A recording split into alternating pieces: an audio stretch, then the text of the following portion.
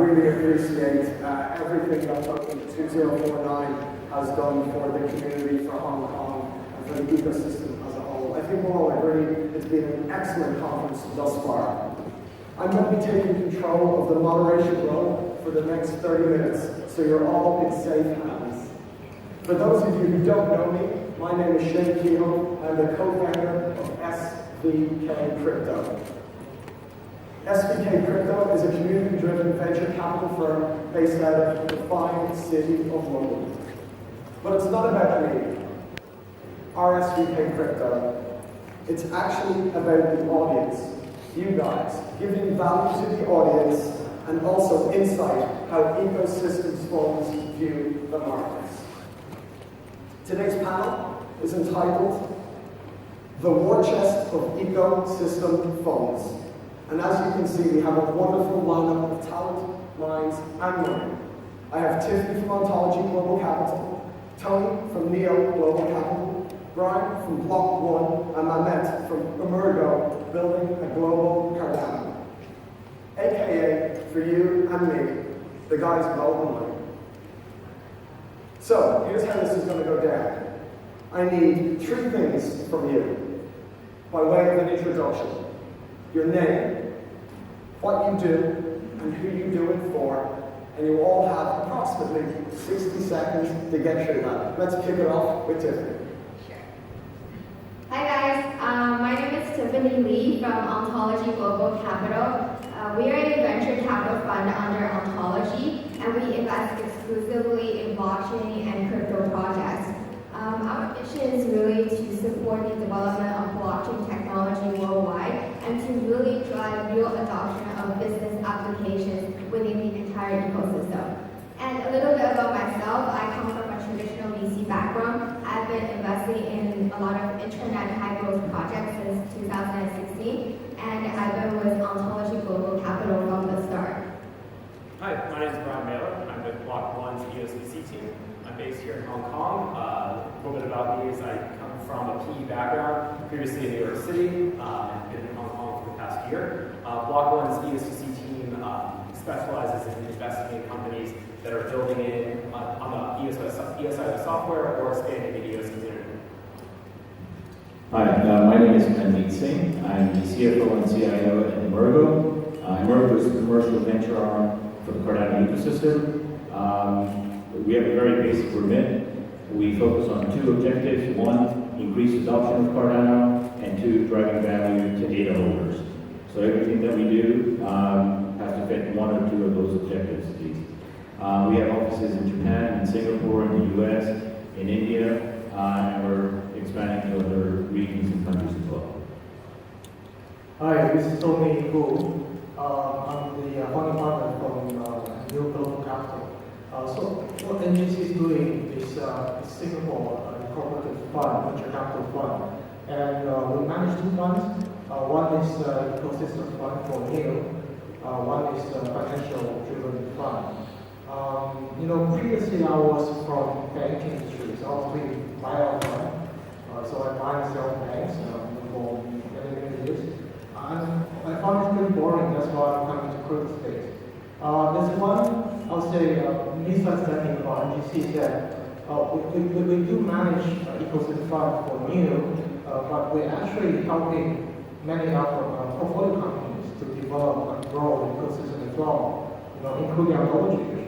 And I think many projects sitting downstairs have got some of my rights as well. So we're kind of multi-chain ecosystem fund. Okay, perfect. So here's what's going to go down. If I hear you rambling, I might cut you off. If I hear you talking nonsense, I'm probably going to cut you off. But if I see the audience losing interest, I'm damn right I'm going to cut you off. Keep it on point, add value, let's get right down to business. In fact, it's going to be quite hard to stay in the game. So, what strengths do your ecosystem funds actually play? Maybe we're going to kick it off with you, Tony. Yeah, as I said, it's more like multi-chain fund, so it really depends on which chain and what strategy is, and we can specify which is or we can do co-investment together with them. So I think one of the strengths we have is that it's very adaptive, right? So different chains should have different strategy, different vision. You cannot have one strategy fits all kind of thing. You cannot be, I'm the next public chain for the world. I don't think that's true. Everyone has their strengths. I think we're pretty clear about that, and we have a tailored strategy for each project. That's our strength. Got it. Tiffany, what's one strength that your fund actually plays? Sure. With our close relationship with oncology and our close ties, the projects that we invest in, we provide tailored incubation support depending on the particular needs of the project. Whether that is technical assistance, that's BD, that's future fundraise, or marketing. It really depends on what the strengths and the weakness of our portfolio project, and we connect them to the right people and to the right resources. Brian, from Block 1, what's your strength that your fund plays? Sure, I think our strength is definitely how we decentralize the money. As you know, we have 5 different funds set up around the world. Those satellite funds are able to reach expanded networks. And so that reach we have through those 5 funds, whether it's Galaxy Digital, SDK Crypto in London, we're able to get those, tap into those networks and provide those resources when they come back to Block 1 and they want to sit down with our dev relations team. We're able to help build up those projects and get them up and running faster. Gotcha. All right. So, somewhat, I guess, maybe a little bit differently, we're not actually structured as a fund. Emergo was there from the genesis of the Cardano project and the concept. So the way the Cardano project was structured, we have IOHK that's building out the protocol, we have Emergo that's doing the commercial and venture side of things, the business handlers with, and then we have the foundation that's leading sort of a decentralized governance structure on top of all this. Because we've been there from the beginning, it's not like we're a separate fund structure that's only there to invest in these projects. We are intimately linked with the foundation, with IOHK. We work very tightly together. We know where the protocol is headed, what's coming up, what's not. And that in turn allows us to sort of think of areas and applications and industries and so on where we think we can have some sort of impact. So then we work very tightly within our ecosystem to actually identify the right kinds of projects that, again, go back to the basic 2 principles, increase the adoption of Cardano and Valley data. I think communication and also having that view is very important when building this because we're such at early stages and so nascent. And I think also the guys at Block 1 do a very good job from really that bottoms up approach to top down. Brian, with the considerable funds you have raised today, where are you most focusing capital allocation, and most importantly, why? So I think capital right now is being spent a lot into gaming. Gaming's an early adopter marketplace because a lot of the gamers are looking to build using blockchain, whether it's a collectible or non-fungible token. Those are definitely areas that there's going to be a lot of increase in utilization over the next few months. We've already made a couple investments through the funds in companies like Mythical Games or High Fidelity. Those teams are led by leaders, and so I think that we've identified some strong leaders in the gaming space who've done it before in traditional games, and now they're looking to implement blockchain solutions to take it to the next step. Tony, what about yourself? You've raised considerable funds. Where are you most focusing your capital allocation, and why? Yes, I think there's some commonalities among us, but I think it seems we are focused on two areas. One is called digital economy, including games, and other digital economy, including video trade, digital content as one key focus. Another thing we're focusing on is financial services, which is either is relevant to crypto or which is relevant to the traditional financial markets by using blockchain as a tool. So these are the key focus areas for us for the moment. Each ecosystem presents here as a challenge. The challenge also being an opportunity. And at SVK, we love an opportunity. Each protocol has so many benefits to a wide variety of industries. How do you help support the projects you deploy capital into? And maybe I'll start with that. It may not be structured like a fund, but how do you have support for the projects that you invest into and almost cross-collateralize and help each project out and help themselves by doing so? Sure. Okay. So if the project, for instance, is leveraging the Cardano protocol at this point or in the near future and so on, then we have not only our own entire developers there to integrate the protocol, as well as help them develop beyond just integration of the protocol across their entire tech stack. In terms of building a business out of it, see what I think a lot of people end up forgetting is you can integrate a protocol, but then at the end of the day, there's still an entire business to be built out of it. I've got 20 plus years of doing nothing but building businesses, investing in early stage companies, spent 15 years in China, 4 in Japan, now based out of Singapore. I am from India, so this market, this ecosystem, and so on, we have tremendous access, understanding, and a network with. And then we've gone ahead and also built an entire sort of network similar to the strengths we have here, both in Europe as well as in the US. So we're working with them in very similar fashion as a very sort of active VC would, who's taken an active, passionate interest in actually building the entire business. We're not looking at it purely as a tech play, use my tech, here's a check, right? That's very far from how we're looking. So everything, so before we even accept, or let's say, before we invest in a project, I might spend a few months with the team actually sort of working with them and understanding them and getting to know what they're actually building, how they're going about it, to figure out what are all the elements where we can come in, genuinely add value beyond the check. Because the check is the easiest part, I think, for all of us. It's actually getting those businesses up, because what we need in the entire space right now is actual adoption. I totally agree. At this weekend crypto, capital allocation is only one very small part of it. It's about the community. If you want to have adoption, you have to have that community layer.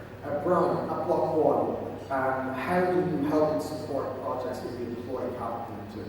Sure. I think the EOS community is ever growing, so that's been a great component for us, is that we have a lot of meetups and a lot of engagement events that we're able to work one-on-one with these projects. So as you know, we did the EOS Global Hackathon. We hit 5 continents in 6 months, and from there we were able to bring our tech team, Dan and Brendan, and the other leaders of our company, and bring them to places that normally they wouldn't get the exposure to. And so this is 2 kids coming from a garage, building a great project, and we're able to sit down with Dan and Brendan and hash through their idea. And some of those teams actually went on the finale that we did in Cape Town, and we're still working on making investments. And we saw the value early on after the first event here in Hong Kong, where we had over 300 people. We realized that we shouldn't let all these projects not go to delivery. So we actually redevised a project called Hackers Launch, where we our first check in the door for these companies. So these are real projects, started off at the hackathon, teams came together, and we want to make sure that this actually gets delivered. And so I think that's a big change from traditional VC investing, where it's just a check. This is nurturing from the start and getting it growing.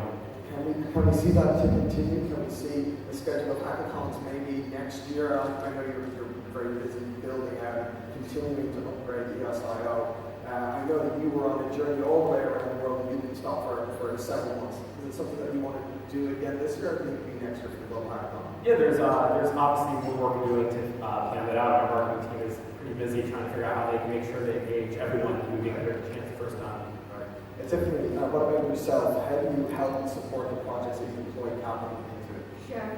So if we look at the Ontology Global Capital team, we all have come from the traditional VC space where we have entrepreneurial experiences in the past. So I agree with everyone here that writing a check is very easy. It is what you do after that. What we can offer them is, like on the technical side, we leverage really on Ontology and our other portfolios to match and provide them and help them grow the ecosystem together. And that may include digital identity, layer 2 solutions, security audit, etc. And as a fund itself, we also do a lot of roadshows. So we started our roadshow this February, where we went to Harvard and also San Francisco, giving our portfolio a lot of exposure and help them to attract the right talent and make the right noise. Yeah, I agree with all your points, and I think each of the panel attack it from a slightly different area depending on your skill set. They're all very valid.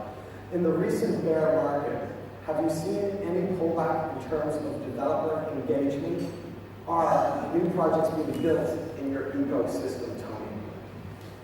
I think the answer is yes. There is some, I'll say, a pullback, but in a good way, meaning that we are focusing on things that work, right? It used to be some industry, which let's say very heavy linked to the physical business industry. I know maybe easy for blockchain to adopt it. We'll probably comment on that. we're going to more for easier industry to focus on. From that perspective, we're kind of rationalizing the efforts. Manette, in the recent bear market, have you seen any pullback in terms of developer engagement in new projects with regards to your ecosystem? Maybe not necessarily Cardano because it's early stages, but I'd like to kind of get your feel where we are with regards to the market versus the tech build-out. No, I mean, I haven't experienced any sort of pullback in terms of new projects coming up or, entrepreneurs being excited about the space of blockchain and trying to figure out how they can solve certain problems, or enterprises looking at developing solutions leveraging blockchain. I haven't seen that. What I have seen is an enforcement now in this bear market for both entrepreneurs and enterprises to think more deeply about exactly what value you can extract out of it. It's not going to solve world hunger and world peace immediately. Therefore, what exact value are you looking to extract out of it, and to come up with, business plans and pitch decks and whatever have you, where you've actually thought about the business and not just thought about how quickly can I sell a white paper narrative, get a cash grab, list somewhere, flip, and move on with my life. So quality I think overall has improved. There's still a bunch of scammers and so on, but overall the quality has improved, but I haven't seen fallback in quantity. As we think crypto, we really do love a bear market, and it probably comes from my time working at a hedge fund.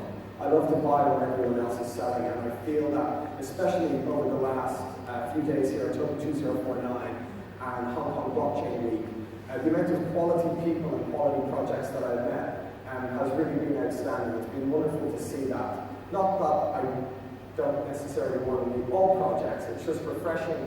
To this time last year, we were just bombarded with projects. And we didn't invest in any project that we met here last year, and it's funny to say that 99.9% of those projects I haven't seen here this year. So a real kind of flight to quality, and I love a bear market because you can actually network, build relationships, and make great investments at unbelievable valuation. So we really thrive in this type of market.